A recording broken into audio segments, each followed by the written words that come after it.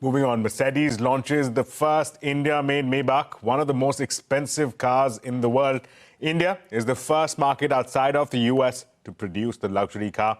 Price of the Maybach GLS cut by 42 lakh rupees to 2.75 crores. CEO Santosh Iyer told Shivani Bazaars about the benefits of localization, the automaker's pricing strategy in the country. 2026 is a special year with the 140 years of innovation. So, way back we invented the car. We continue to reinvent it because that's what the innovation is all about. Most of the cars on the road today have a piece of Mercedes in them in terms of innovation. But coming to this, 2025 was one of the best year for us again in terms of revenue, also top-end vehicle sales. And I'm proud to say that Maybach in specific climbed to the top. India is the top 5 Maybach markets in the world. And I think that's a very big step that we took last year, and also shows the affinity for the car. So it was logical for us to then think to localize it because that helps in pricing.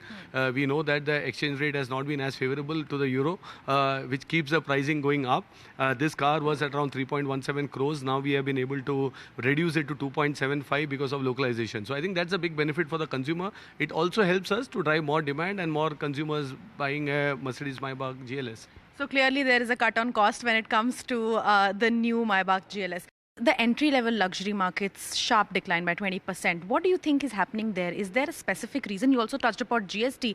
Is there some correlation? So, as I said, on one side we grew by 11% in top end, but we degrew by 23% in entry. But overall, if I look at luxury market, it has grown on entry. The difference is there are players who are actively playing on price and discounts. We have decided not to participate considering the, I would say, the residual value of the cars and our customers. So I think we have seen this 10-12 years back. We are again seeing this phenomena. Overall market is still growing very less. So it's still 1 to 2% growth in the luxury market. So we rather stay out of it. And therefore that explains the degrowth in our shares in entry. But there are other brands who are growing very strong on entry. Okay. But 2026, Santosh, big plans then. 12 cars is what you have promised. Tell us more about that.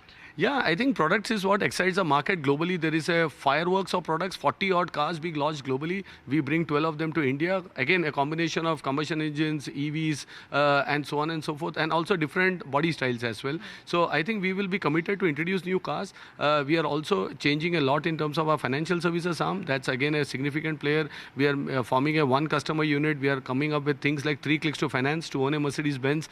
So I think it's a holistic approach. Also, when you talk about network, we have 140 touch points. We are adding 20 more, and 450 crores of invest being done by our dealer partners over these 3 years. So I think full commitment to the market, investments even in our plants continue here, and that is a great start to 2026, I would say. And how many of these 12 cars would we see, plugging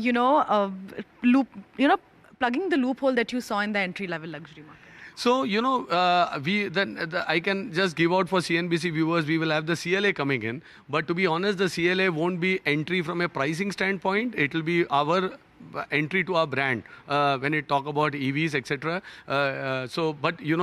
Last week in the CES, you had Jensen Wang talking about the car, about the autonomous. We have a full-fledged NVIDIA stack on the car. So I think we will focus more on value over volume there. So, but yes, that will be the entry car from Mercedes-Benz as well, which will be launched soon. Well, with that, it's a wrap on this edition of News Center. More news and updates will continue right here on CNBC TV 18.